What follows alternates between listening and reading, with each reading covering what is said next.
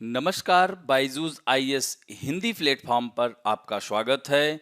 आज हम लोग 3 नवंबर 2021 के द हिंदू समाचार पत्र का विश्लेषण करेंगे, जो कि आपके आगामी संघ लोक सेवा आयोग की मुख्य परीक्षा एवं प्रारंभिक परीक्षा के दृष्टिकोण से लाभदायक सिद्ध हो सकती है।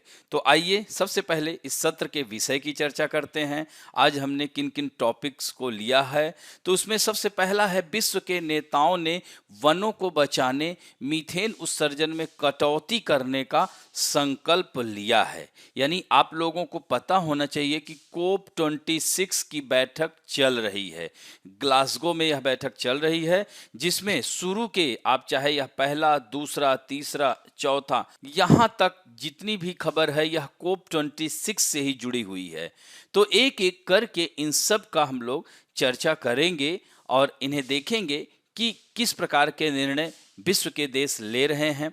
यानी जलवायु परिवर्तन पर विश्व के सभी देश समग्र रूप से क्या सोच रहे हैं, इन सब बातों की चर्चा करेंगे। जैसे दूसरा टॉपिक होगा infrastructure for the resilient island status, यानी इसमें भारत जो है छोटे द्वीपों को बचाने के लिए पहल कर रहा है, जिसमें यूनाइटेड किंगडम उसके साथ आया और साथ साथ ऑस्ट्रेलिया ने भी समर्थन किया है। और इसी तरह से एक और भी बात, एक सूर्य, एक विश्व और एक ग्रिड, यह जो है यह भी परियोजना पर बात की जाएगी। और जलवायु संकल्प यानी क्लाइमेट प्लेज, जो कि जलवायु संकल्प, इसी के साथ साथ हम यह भी बात करेंगे कि जलवायु वित्त के लिए $1 ट्रिलियन रुपए की भी आवश्यकता होगी। इन सब बातों की और जलवायु संकल्प के साथ साथ यानी जो संकल्प है इसको पूरा करने में भारत के समक्ष क्या चुनौतियां हैं, इन सब की चर्चा करेंगे। और इसके बाद आता है भारत अमेरिका के धुरी संबंधों में व्यापार और जलवायु,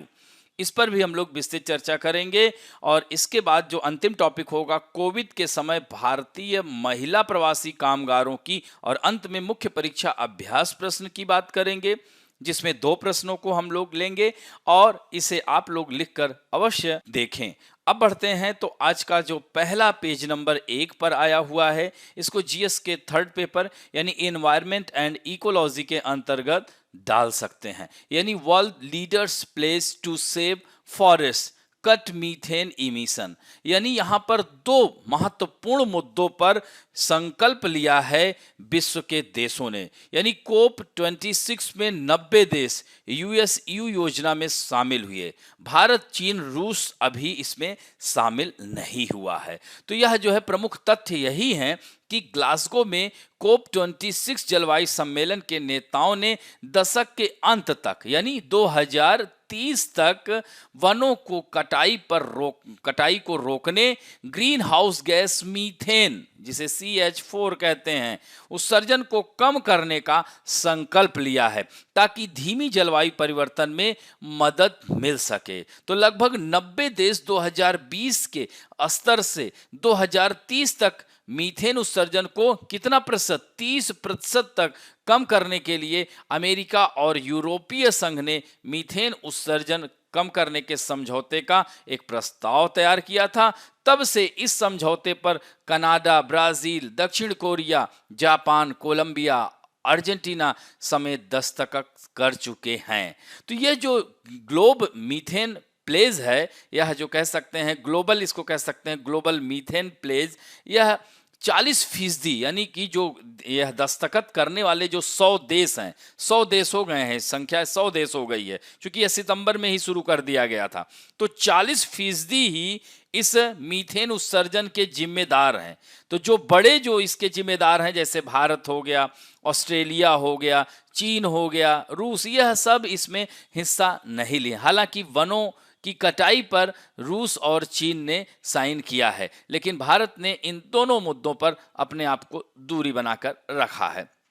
तो अब सोचिए, यहां पर महत्वपूर्ण बात आ जाती है कि दुनिया के 2 सबसे बड़े कोयला उपभोक्ता चीन और भारत, कोयले का बड़ा उत्पादक ऑस्ट्रेलिया, तीनों ही इस प्रतिज्ञा का हिस्सा नहीं बने हैं। तो इसके पीछे क्या कारण है, यह भी महत्वपूर्ण कारण हो जाता है। जैसे भारत के लिए समस्या है, चूंकि वनों की कटाई और मीथेन उत्सर्जन के 2 जो मुख्य स्रोत हैं वह कृषि और पशुपालन है।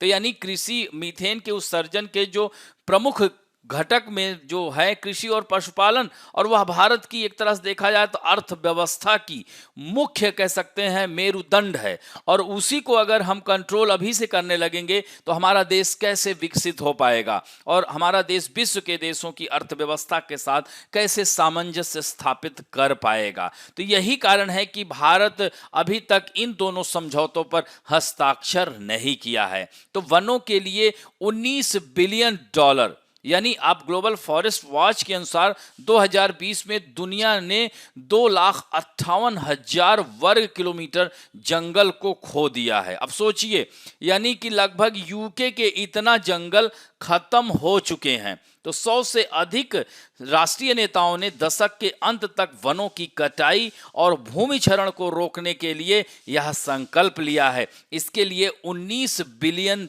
डॉलर का निवेश किया गया है और यह समझौता 2014 के न्यूयॉर्क वन घोषणा पत्र के हिस्से के रूप में 40 देशों की प्रतिबद्धता का विस्तार करता है। इस तरह से कोप 26 का लक्ष्य है ग्लोबल वार्मिंग को पूर्व औद्योगिक स्तरों से 1.5 डिग्री सेल्सियस ऊपर रखने के लक्ष्य को जीवित रखना है। अगर यह हो जाता है तो इससे जो हीट वेव्स, सूखा, बाढ़ और तटीय क्षति से होने वाले नुकसान को टाला जा सके, जो पहले से ही जलवायु परिवर्तन के कारण ऐसा हो रहा है। तो क्यों खतरनाक है मीथेन गैस? यह महत्वपूर्ण हो जाता है क्योंकि अब यहां पर दिया हुआ है कि ग्रीन हाउस गैस है जो कि कार्बन डाइऑक्साइड यानी CO2 के मुकाबले धरती को 80 गुना ज्यादा गर्म करने की क्षमता रखती है। बावजूद इसके मीथेन वातावरण में बहुत कम समय तक, इसके बावजूद भी बहुत बड़ा कारण है ग्रीन हाउस गैस इमिशन में इसका। तो कार्बन डाइऑक्साइड के बाद मीथेन ही ग्लोबल वार्मिंग के लिए सबसे बड़ी जिम्मेदार है। हालांकि इसकी उम्र मैंने बताया कि कम होती है, लेकिन 100 साल की अवधि में यह कार्बन डाइऑक्साइड से 29 गुना ज्यादा इसकी जो है कह सकते हैं असरकारी होती है और 20 वर्ष की अवधि में इसका असर 80 से ज्यादा बढ़ जाता है। इसी बात का हमने इसको थोड़ा सा विस्तृत कर दिया। तो यानी 8 लाख साल में मीथेन का उत्सर्जन इस वक्त सबसे अधिक है और यही कारण है कि इसका उत्सर्जन में कमी होने से तापमान में हो रही वृद्धि पर तुरंत इसका असर दिखेगा और इससे पृथ्वी का तापमान 1.5 डिग्री सेल्सियस से ज्यादा ना बढ़ने देने का लक्ष्य भी हासिल करने में मदद मिलेगी। और मीथेन उत्सर्जन के लिए जो सबसे बड़ा जिम्मा क्या है? कृषि क्षेत्र पर है। इसके बाद तेल और गैस, जैसे रूस है गैस और तेल का बड़ा भंडार लिया हुआ लेकिन अभी तक साइन नहीं किया है, तो उत्सर्जन को सबसे तेजी से काम करने में सक्षम है। तो उत्पादन और परिवहन के दौरान तेल और गैस उद्योग में गैस लीक को काबू किया जा सके तो बड़ा असर हो सकता है। तो यानी इसमें जो महत्वपूर्ण, जैसे कृषि क्षेत्र में भारत जो पीछे हट रहा है, इसके पीछे यही कारण है। क्योंकि जैसे मवेशियों का पाया जाना, मवेशी जो चुगाली करते हैं तो उससे भी कहा जाता है कि मीथेन, और धान की फसल सबसे ज्यादा उत्पादन कौन करता है? भारत और चीन करता है। तो ये सब बड़े जो है यह मीथेन उत्सर्जक देश हैं, लेकिन यह देश अभी विकासशील देश हैं। अगर वह अभी ही इस तरह के संकल्प ले लेंगे तो आने वाले दिनों में उनके देश के विकास में यह बाधा उत्पन्न करेगा। तो मीथेन के उत्सर्जन में कटौती से क्या होगा, यह आपके मन में प्रश्न आ रहा होगा। तो मीथेन के उत्सर्जन में 30% की जो कटौती होगी, इस शताब्दी के मध्य तक धरती के तापमान में करीब 0.2 डिग्री की बढ़ोतरी को कम कर सकती है। हालांकि भारत इन दोनों समझौते पर हस्ताक्षर नहीं किया है क्योंकि मीथेन के उत्सर्जन के मैंने ही बताया जो 2 स्रोत हैं और उस कृषि आधारित अर्थव्यवस्था के चलते भारत के लिए यह संवेदनशील मामला है। और बड़े उत्पादकों रूस, चीन ने भी समझौते पर हस्ताक्षर नहीं किया है। हालांकि वनों की कटाई रोकने वाले प्रस्ताव पर इसने हस्ताक्षर किया है। तो मीथेन उत्सर्जन में कटौती से क्या होगा कि 2 डिग्री यानी 0.2 डिग्री जो बढ़ोतरी है वह कंट्रोल हो जाएगी। यह महत्वपूर्ण है। अब बढ़ते हैं पेज नंबर 12 पे। दूसरी जो महत्वपूर्ण, यही कोप 26 सम्मेलन से ही संबंधित है। तो यहां पर दिया है India to help countries prone to climate change, और इसी में दूसरी खबर है India calls for hike in climate finance to $1 trillion. यानी भारत जलवायु परिवर्तन से ग्रस्त देशों की मदद करेगा। यानी Modi launches infrastructure for resilient island states. यह जो है बुनियादी ढांचा योजना की पहल कह सकते हैं, पहल को लागू किया है भारत के प्रधानमंत्री ने, और इसमें जो है खासकर यूके के प्राइम मिनिस्टर के साथ मिलकर के। तो भारत ने ब्रिटेन का आभार जताया है और यह छोटे द्वीपों के रक्षा के लिए यह बात की जा रही है, और इसके लिए जलवायु वित्त के लिए $1 ट्रिलियन की मांग की गई है, जो कि 2009 का जो लेवल पर्याप्त नहीं है, ऐसा हमारे देश के जलवायु परिवर्तन मंत्री भूपेंद्र यादव ने कहा है। तो इन दोनों खबरों को आइए देखते हैं। तो इसमें infrastructure for the resilient island status, इसी को IRIS कहा जाता है। तो इसमें महत्वपूर्ण बात यही है कि हमारे देश के प्रधानमंत्री नरेंद्र मोदी ने लचीला द्वीप राज्यों के लिए बुनियादी ढांचा, इसी को हम हिंदी में यही कहेंगे infrastructure for the resilient island status इसे कहेंगे। तो इसका शुभारंभ किया है और कहा कि जलवायु खतरे उनके लिए जीवन और मृत्यु का मामला है। तो इस तरह से छोटे द्वीप राष्ट्रों के बुनियादी ढांचे के विकास के लिए यह महत्वाकांक्षी पहल शुरू की गई है, और यह जलवायु परिवर्तन से सबसे बड़े खतरे का सामना कर रहे सबसे कमजोर देशों के लिए कुछ करने की एक नई आशा और एक नया आत्मविश्वास और संतुष्टि देगा। तो infrastructure for resilient island status के शुभारंभ में ऑस्ट्रेलियाई प्रधानमंत्री स्कॉट मॉरिसन और संयुक्त राष्ट्र महासचिव एंटोनियो गुटेरेस ने भी भाग लिया और इस पहल की सराहना की। तो इस तरह से भारत ने जलवायु परिवर्तन के खतरे के मद्देनजर प्रशांत द्वीप समूह और कैरिकॉम देशों यानी कैरेबियन जो देश हैं, तो यह सब जो आइलैंड में स्थित देश हैं, कैरेबियन देशों में आपने देखा होगा वहां पर वेस्ट इंडीज छोटे छोटे द्वीपों का समूह है, जैसे जमैका सुना होगा, हैती सुना होगा, वहां पर बहामास। तो यह सब आपदाओं से घिरे रहते हैं। जलवायु परिवर्तन के कारण चक्रवातों की संख्या, स्टॉर्म की संख्या बढ़ती जा रही है, जिसकी वजह से यहाँ के लोगों का अस्तित्व संकट में है। यही चीजें प्रशांत महासागर में स्थित द्वीपीय देशों का, अगर जैसे फ्रेंच पॉलिनेशिया, मेलानेशिया जैसे फिजी देश हैं, यहाँ पर पापुआ न्यू गिनिया देश हैं, पलाऊ है, ये छोटे छोटे जो प्रशांत महासागर में स्थित देश हैं, किरिबाती है, इस तरह सोलोमन आइलैंड है, तुवालू है। तो इन सब देशों में विभिन्न प्रकार के चक्रवातों और खासकर यह समुद्र में एक तरह से तैर रहे द्वीपों की बात कर रहा है हमारा देश भारत। तो उन्होंने कहा है कि यहाँ के देशों को रक्षा करना हम लोगों का कर्तव्य है, क्योंकि जलवायु परिवर्तन का सबसे अधिक दंश अगर कोई झेलता है तो यही द्वीपीय देश झेलते हैं। यानी चक्रवात, कोरल रीफ निगरानी, तट रेखा निगरानी के बारे में जानकारी थी। इसके लिए भारत की अंतरिक्ष एजेंसी इसरो, जिसे इंडियन स्पेस रिसर्च ऑर्गेनाइजेशन कहते हैं, ने एक विशेष डेटा विंडो बनाएगी ताकि उन्हें इसकी जानकारी दी जा सके। अब आप पिछले साल ही देखे होंगे कि ग्रीनलैंड में 600 अरब टन बर्फ पिघल गई।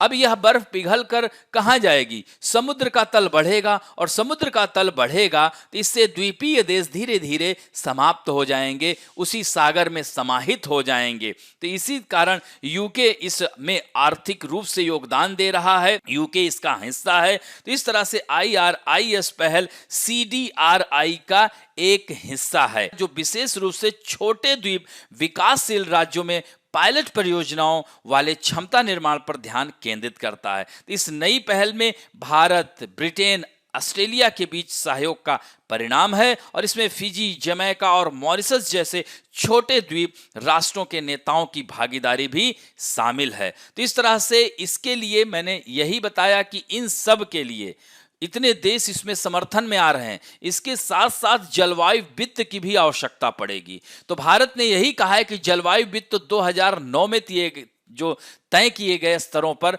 जारी नहीं रह सकता। और इस बात पर जोर दिया गया है कि जलवायु परिवर्तन को संबोधित करने के लिए, लक्ष्यों को पूरा करने के लिए कम से कम $1 ट्रिलियन होना चाहिए। तो ग्लासगो में जो चल रही बैठक 26वें अंतर्राष्ट्रीय जलवायु सम्मेलन में समान विचारधारा वाले विकासशील देशों, जिसे LMDC की जो मंत्री स्तरीय बैठक में केंद्रीय पर्यावरण मंत्री, जलवायु परिवर्तन मंत्री ने LMDC देशों से अपने हितों की रक्षा के लिए मिलकर काम करने का आह्वान किया। यानी जो विकासशील देशों का समूह है, भारत ने, यानी भारत के जो केंद्रीय पर्यावरण मंत्री हैं, उन्होंने कहा कि हम सब अपने हितों की रक्षा करेंगे और एक साथ मिलकर। और इस बैठक की अध्यक्षता बोलीविया के राष्ट्रपति लुइस अल्बर्टो कर रहे थे। और इसके साथ साथ चीन, क्यूबा, निकारागुआ, वेनेजुएला और अन्य प्रतिनिधियों ने भी इसमें भाग लिया था। तो मंत्री ने यही कहा है कि LMDC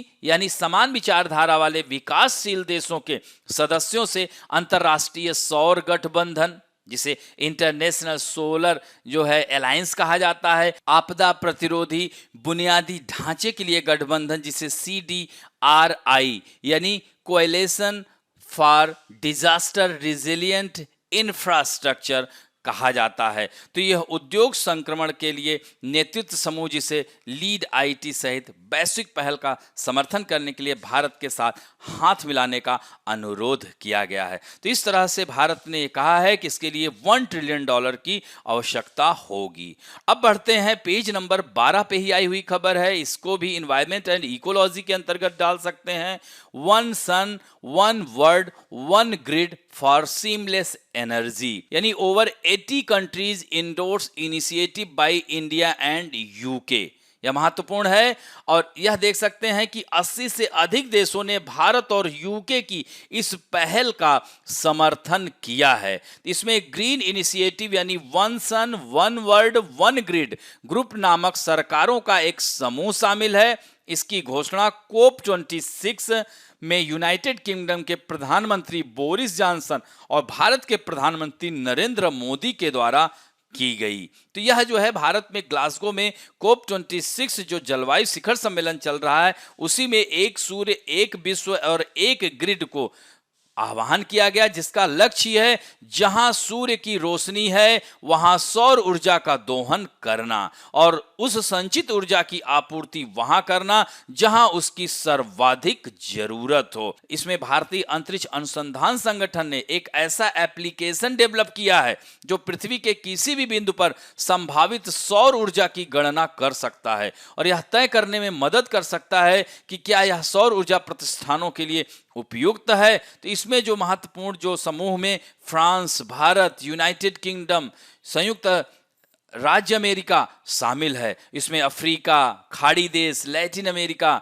साउथ ईस्ट एशिया के प्रतिनिधि भी शामिल हैं। और इसके साथ साथ इसमें जो महत्वपूर्ण बातें हैं कि अधिकांश प्रमुख बहुपक्षीय विकास बैंक शामिल हैं, जैसे अफ्रीकी विकास बैंक, एशियाई विकास बैंक, विश्व बैंक, यह सब इसके साथ समर्थन कर रहे हैं। और जैसा कि आपको पता होना चाहिए, अगर ग्लोब में बात की जाए तो भारत हमारा यहाँ पर स्थित है और भारत में जो है सौर ऊर्जा के कह सकते हैं कि उपयुक्त दशाएं हैं। यही कारण है कि अंतर्राष्ट्रीय सोलर गठबंधन का भी मुख्यालय हमारे देश में ही है। तो इससे बहुत सारे देश इसमें जुड़ रहे हैं और यह एक बहुत बड़ा ऊर्जा का वैकल्पिक स्रोत बन रहा है। अब बढ़ते हैं, पेज नंबर 12 पे ही जीएस के third paper environment and ecology के अंतर्गत ही डाल सकते हैं। India's climate commitment are bold but meeting them will be a challenge says expert, यानी विशेषज्ञों का कहना है कि भारत की जलवायु प्रतिबद्धताएं नो डाउट बहुत ही साहसिक हैं,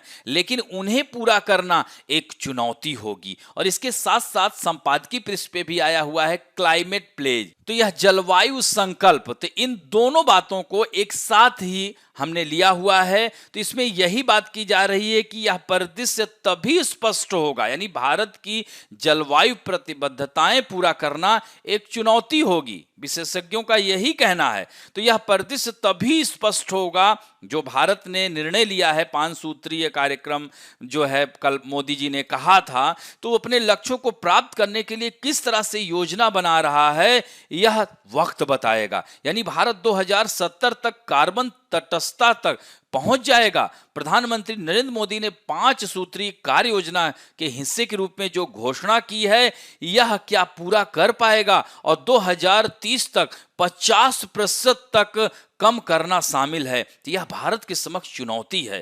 यानी देश में अपने गैर जीवाश्म ईंधन बिजली क्षमता को दशक के अंत तक, यानी 2030 के अंत तक, कह सकते हैं 20 से 30 जो दशक है, इसके अंत तक 450 गीगावाट से इसे बढ़ाकर 500 गीगावाट करना है। तो यह जो है यहाँ पर आप देख सकते हैं कि यह एक तरह से चुनौती होगी। तो यह आप देख सकते हैं 2030 तक भारत की आधी ऊर्जा अक्षय स्रोतों से आएगी। तो यह कैसे आएगी? सरकार की ओर से अभी तक कोई स्पष्टता नहीं है, लेकिन कोप 26 से पहले के विशेषज्ञों ने इन सवालों से जूझना शुरू कर दिया है। तो यहां पर आप देख सकते हैं कि PM makes 5 pledges. India will increase its non fossil energy capacity to 500 gigawatt by 2030। इसी तरह से 50% of its energy requirement for renewable energy. कैसे यह संभव हो पाएगा? यानी इलेक्ट्रॉनिक चालकों की व्यवस्था कैसे हो पाएगी, सोलर एनर्जी को कैसे डेवलप किया जाएगा। और India will reduce the total projected carbon emission by 1 billion ton from now to 2030। तो कैसे 1 बिलियन जो है टन ऊर्जा इमिशन को कैसे यह कंट्रोल करेंगे। और by 2030 India will reduce the carbon intensity of its economy by 45%। सोचिए, जो कि 35% से बढ़ाकर 45%। तो यह 2070 तक इसको पूरा करना है, लेकिन 2030 तक इसके 50% को पूरा करना अनिवार्य है। जैसे कि यहाँ पर आप देख सकते हैं टॉप 3 इमिटर्स में चाइना 2060 तक लिया है, यूनाइटेड स्टेट 2050 तक। तो ऐसे में भारत को भी निर्णय लेना ही था, क्योंकि ये टॉप 3 इमिटर्स हैं। ऐसे में भारत ने यह ले तो लिया है, लेकिन यह इसे कैसे, इस संकल्प को कैसे पूरा करेगा? तो राष्ट्रों को महसूस करना चाहिए कि वह प्रतिस्पर्धी दौड़ में नहीं है, बल्कि घड़ी से आगे निकलने की कोशिश कर रहे हैं। तो इसमें आश्चर्यजनक कदम जो मोदी ने घोषणा की है, इसमें राष्ट्रीय स्तर पर निर्धारित योगदान में महत्वाकांक्षी और उन्नत जलवायु लक्ष्यों और कार्बन उत्सर्जों में कटौती के लिए यह प्रतिबद्ध होगा। तो सोचिए, अगर मोदी अपने पहले कुछ लक्ष्यों को केवल 8 वर्षों में पूरा करना चाहते हैं, तो 2021 में मोदी के वादों को सरकार की प्राथमिकताओं में लगभग तत्काल बदलाव की आवश्यकता है। यानी गैर जल नवीकरणीय ऊर्जा का हिस्सा आज के 11% से बढ़कर 65% होना चाहिए। यात्री बिक्री में इलेक्ट्रिक कारों की हिस्सेदारी आज के 0.1% से बढ़कर 2040 तक 75% हो जाएगी। प्राथमिक ऊर्जा में जीवाश्म ऊर्जा की हिस्सेदारी 73% से घटकर 40%। तो ये सब क्या है? बहुत ही चुनौतीपूर्ण भरा है। तो इस तरह से 2030 के चरम पर पहुंचने वाले वर्ष के लिए यह लक्ष्य बहुत ही कठिन होंगे। तो भारत ने हालांकि 2015 में अपने एनडीसी के हिस्से के रूप में 2022 तक 175 गीगावाट अक्षय ऊर्जा क्षमता स्थापित करने के खुद को प्रतिबद्ध किया था, जबकि 2021 तक देश ने 94 गीगावाट हासिल किया था, जिसमें बिजली के उत्पादन के लिए कुल स्थापित क्षमता में 25% हिस्सा शामिल था। तो इस तरह से भारत ने कूटनीतिक मजबूरियों की वजह से शून्य तिथि की घोषणा करने के लिए मजबूर किया, चूंकि चीन ने भी कर दिया था, अमेरिका ने घोषणा कर ही दी थी, और एक प्रमुख अर्थव्यवस्थाओं से एकमात्र यही था जिसने अपने आप को अभी जो है कोई 1 वर्ष नहीं दिया था। हालांकि भारत को यह कहना चाहिए था कि यह 2070 तक शुद्ध शून्य तक पहुंच जाएगा, अगर अन्य विकसित देश स्वयं 2050 से पहले शुद्ध शून्य तक पहुंचने के लिए प्रतिबद्ध हैं। तो इस तरह से हालांकि घोषित लक्ष्यों में से कितना बिना शर्त के हैं और कितने सशर्त हैं, इस पर अभी कोई भी स्पष्टता नहीं है। तो इन बिंदुओं से यही हम निष्कर्ष निकाल सकते हैं कि अगर सरकार ग्लासगो में श्री मोदी के वादों को साकार करती है, तो भारत जलवायु परिवर्तन से लड़ने और सतत विकास सुनिश्चित करने में एक वैश्विक प्रकाश स्तंभ होगा। कम से कम यह आशा की जा सकती है कि प्रतिबद्धताएं अन्य देशों को अपनी बात रखने के लिए प्रेरित करेंगी, विशेष रूप से विकसित दुनिया जो उभरती अर्थव्यवस्थाओं, एलडीसी और वैश्विक दक्षिण में सबसे अधिक जलवायु कमजोर देशों को वित्त पोषित करने के लिए अरबों डॉलर के संयुक्त वादों को पूरा करने में पिछड़ रही हैं। तो एक तरह से अन्य देशों के लिए एक लेसन होगा जो भारत ने यह कदम उठाया है। और अब बढ़ते हैं पेज नंबर 8 के संपादकीय पृष्ठ पर आया हुआ है। तो ऐसे भी जो है हम जीएस के सेकंड पेपर में भी, आईआर में भी डाल सकते हैं और third paper environment and ecology में तो है। तो यहाँ पर प्रमुख बिंदुओं में आप देख सकते हैं कि जब 21वीं सदी का इतिहास लिखा जाता है तो भारत और संयुक्त राज्य अमेरिका और उनके द्वारा बनाए गए रणनीतिक गठबंधन को प्रमुख भूमिका निभानी चाहिए। यानी यह अनुमान लगाना बहुत जल्दबाजी होगी कि एक स्वतंत्र और खुले इंडो पैसिफिक बनाने में उनके संयुक्त प्रयास कितने सफल होंगे। एक ऐसा जो लोकतांत्रिक मूल्यों को आगे बढ़ाता है और विश्व स्तर पर और स्थानीय स्तर पर निरंकुशता का सामना करता है। जैसे ही 2021 खत्म हो रहा है, कोविड-19 अभी भी मौजूदा खतरा बना हुआ है और ऐसे में चीन वैश्विक मंच पर उभरती महाशक्ति दोनों को एक रणनीतिक प्रतियोगी के रूप में देखा जाता है। तो भारत और अमेरिका को इस विश्वास को प्रेरित करने से पहले एक लंबा रास्ता तय करना है और लंबे समय तक इसे सहना होगा। और जलवायु और व्यापार, तो यह अभिसरण के क्षेत्र हैं जो महत्वपूर्ण, वह है जलवायु और व्यापार। पहला अस्तित्वगत खतरा प्रस्तुत करता है, यानी संबंधों की जो रणनीतिक महत्वाकांक्षा का जो वास्तव में कह सकते हैं इस बात पर काफी हद तक निर्भर हो सकता है कि वे दो क्षेत्र हैं, वह है जलवायु और व्यापार। तो इस तरह की सोच इतिहास के सबक की उपेक्षा करती है। अंतर्राष्ट्रीय वैश्विक व्यवस्था को फिर से आकार देने में सक्षम रणनीतिक साझेदारी केवल एक नकारात्मक एजेंडे पर आधारित नहीं हो सकती है। चीन के बारे में साझा चिंताएं पिछले कुछ दशकों की विशेषता वाले गहन सहयोग के अजीब प्रयासों को दूर करने के लिए भारत यूएस साझेदारी की एक बहुत ही आवश्यक प्रोत्साहन प्रदान करती है और कुछ उत्साहजनक संकेत भी देखने को मिलते हैं। यानी भारत और यूएस जलवायु और स्वच्छ ऊर्जा एजेंडा साझेदारी के तहत सहयोग कर रहे हैं और इसमें प्रगति भी हुई है। जलवायु के लिए अमेरिका के विशेष राष्ट्रपति के दूत जॉन केरी पहले ही 2 बार भारत की यात्रा कर चुके हैं। तो इस तरह से व्यापक व्यापार संबंधों के लिए एक साझा दृष्टिकोण को स्पष्ट करने में अमेरिका और भारत की विफलता इस बारे में संदेह पैदा करती है कि वे कितने गंभीर हैं, जब प्रत्येक अन्य व्यापारिक भागीदारों के साथ बातचीत करने में अधिक समय और प्रयास खर्च करते हैं। यानी कि दोनों में व्यापारिक अगर देखा जाए तो दोनों देश अन्य देशों के साथ जितना वह भागीदारी करने के लिए समय खर्च कर रहे हैं, दोनों में अभी वह कह सकते हैं समन्वय नहीं स्थापित हो पाया है। तो संरक्षणवादी प्रवृत्तियों ने इन दिनों दोनों देशों की राजनीति को प्रभावित किया है और एक वर्ष दूर एक विवादास्पद यूएस मध्यावधि चुनाव के साथ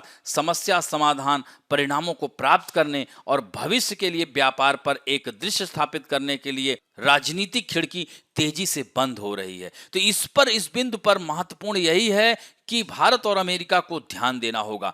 दूसरा महत्वपूर्ण बिंदु है अत्याधुनिक कार्बन शमन और अनुकूल उत्पादों और प्रौद्योगिकियों के वाणिज्य प्रसार से लेकर एक देश दूसरे देश में माल और मनुष्यों के परिवहन के साथ, यानी कि जलवायु और व्यापार कई तरह से ये आपस में जुड़े हुए हैं। यानी यह दोनों जलवायु यानी क्लाइमेट और ट्रेड इंटरलिंक्स है।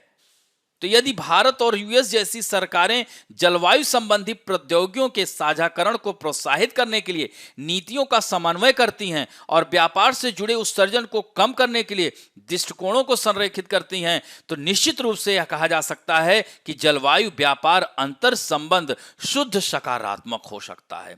और अगला बिंदु है, यदि भारत और अमेरिका संयुक्त रूप से जलवायु और व्यापार पर समन्वित नीतियों का मानचित्रण नहीं कर सकते तो साझा रणनीतिक हितों को कम आंका जाएगा। यानी अगर यह उपरोक्त बिंदु है, अगर उस पर यह लोग नहीं कार्य करेंगे तो निश्चित रूप से यह आगे समस्या आएगी। तो शीघ्र समाधान करने की आवश्यकता है। यानी जैसे सोलर पैनल, विश्व व्यापार संगठन अपने विवादों के समाधान के साथ शुरुआत करते हुए भारत और अमेरिका को इस पर ध्यान देना होगा। विश्व व्यापार संगठन में मामलों को आगे बढ़ाने और उन्हें निपटाने में जो टाल मटोल चल रहा उसको कंप्लीटली देखना होगा। और विचार के लिए एक महत्वपूर्ण बिंदु के अंतर्गत जलवायु और व्यापार दोनों मोर्चों पर संयुक्त कार्रवाई पारस्परिक रूप से लाभकारी है और आने वाली सदी के लिए एक सच्ची साझेदारी की नींव को अतिरिक्त ताकत देगी। दोनों पक्षों के राजनयिकों ने पिछले कुछ वर्षों में इस तरह के मतभेदों को खत्म करने में कड़ी मेहनत की है ताकि वे करीबी रणनीतिक साझेदारी की नींव रखने के प्रयासों से विचलित ना हों। तो लेकिन फिर भी अमेरिका और भारत को अभी बहुत सारा कार्य करने की आवश्यकता है। अब बढ़ते हैं पेज नंबर 8 पर ही संपादकीय पृष्ठ पे आया हुआ है। इसको जीएस के सेकंड पेपर आईआर के अंतर्गत और थर्ड पेपर इकोनॉमी में भी डाल सकते हैं। तो यहां पर यह दिया हुआ है संपादकीय पृष्ठ पर कि कोविड-19 नौकरी की कठिनाइयां, यानी यह कहानी है कोविड-19 की कहानी जिसमें नौकरी की कठिनाइयां और हाशिए पर जाने की यह कहानी है। तो इसमें जो महत्वपूर्ण बिंदु यही है कि पश्चिम एशिया में भारतीय महिला प्रवासी कामगारों की दुर्दशा लिंग केंद्रित अधिकार आधारित सुरक्षा उपायों की कमी को उजागर करती है। यानी कोविड के समय भारतीय महिला प्रवासी कामगारों की दुर्दशा के बारे में यह लेख बता रहा है। तो कोविड-19 नौकरी में जो है पश्चिम एशिया, तो संदर्भ इसका यही है कि भारतीय प्रवासी महिलाओं कामगारों की समस्याएं। तो इसमें जो महत्वपूर्ण तथ्य है कि जो खाड़ी सहयोग परिषद है जिसे जीसीसी कहा जाता है, इसे अब खाड़ी के अरब राज्यों के लिए सहयोग परिषद के रूप में जाना जाता है। तो 23 मिलियन प्रवासी श्रमिकों को यह होस्ट करता है और यह अंतर्राष्ट्रीय श्रम संगठन 2017 के आंकड़ों के आधार पर जो महिला प्रवासी श्रमिकों की उन समस्याओं से ग्रस्त हैं जो विशेष रूप से भेदभाव से संबंधित है। तो यानी कार्य बल के लगभग 3/4 दक्षिण एशियाई और दक्षिण पूर्व एशियाई देशों से हैं। यानी यह खाड़ी देशों में जो प्रवासी महिलाएं हैं उसमें से ज्यादातर यानी 3/4 कहां से हैं? दक्षिण एशिया और दक्षिण पूर्व एशिया से हैं। तो प्रवासी महिला श्रमिकों की संख्या 39% है और अर्थव्यवस्था के कई क्षेत्रों में कार्यबल का जो नारीकरण एक बढ़ती प्रवृत्ति को भी यह दर्शा रहा है। तो यह आप यहां पर देख सकते हैं कि महिला प्रवासी जो कुशल श्रेणी में है, मुख्य रूप से संगठित स्वास्थ्य उद्योग में जैसे नर्स हैं, अर्धकुशल या कुशल में घरेलू कामगार, देखभाल कर्मी, सफाई कर्मचारी, निर्माण कर्मचारी, सैलून कर्मचारी, विक्रेता, तो यह सब आते हैं अकुशल के अंतर्गत। लेकिन इन सब के साथ एक तरह से कह सकते हैं कि बहुत ज़्यादा इनके शोषण दुर्व्यवहार के प्रति यह संवेदनशील थे। यानी घरेलू कामगार जिसमें अधिकतर महिलाएं थी, उनके साथ बहुत ही अमानवीयपूर्ण दुर्व्यवहार किया गया। तो इस तरह से स्वास्थ्य कर्मियों के लिए यह नौकरी खोने की समस्या से ज़्यादा उनकी कामकाजी परिस्थितियों के बिगड़ने से जुड़ा हुआ है। कोविड-19 महामारी की शुरुआत ने महिला प्रवासी श्रमिकों की कमजोरियों को बढ़ा दिया। यानी स्वास्थ्य कर्मियों के लिए यह नौकरी खोने की समस्या से ज़्यादा उनकी कामकाजी परिस्थितियों के बिगड़ने से जुड़ा हुआ है। तो यह जो है विभिन्न देशों की नर्सों के बारे में यहाँ बात की जा रही है। जैसे स्वास्थ्य क्षेत्र में तनाव, कई देशों में नर्सों के काम के घंटे को बिना ओवरटाइम पारिश्रमिक के 8 घंटे से बढ़ाकर 12 घंटे कर दिया गया था। कुवैत में एक सरकारी नर्स ने यह बताया कि शुरुआत में उनके डॉक्टर्स आपूर्ति की कमी के डर से उन्हें दस्ताने और मास्क का उपयोग नहीं करने के लिए कहा था, लेकिन जिस तरह से केस बढ़ रहे थे बाद में उन्हें अनुमति दी गई और इस तरह से व्यक्तिगत सुरक्षा उपकरण, पीपीई किट, गाउन, मास्क और फेस शील्ड थे, लेकिन दस्ताने का उपयोग नहीं कर रहे थे। उसको हैंड सैनिटाइजर से ही काम चलाया जा रहा था। तो इस तरह से 3 महीने तक हर दिन लगातार वहां रहना पड़ता था। तो ये सब स्वास्थ्य क्षेत्र में यह समस्याएं थी। और अर्धकुशल श्रमिकों के लिए तो कई अर्धकुशल और अकुशल श्रमिकों को खुद को एक बंधन में पाया जब उन्होंने अपनी नौकरी, मजदूरी और अपने आवास को भी खो दिया।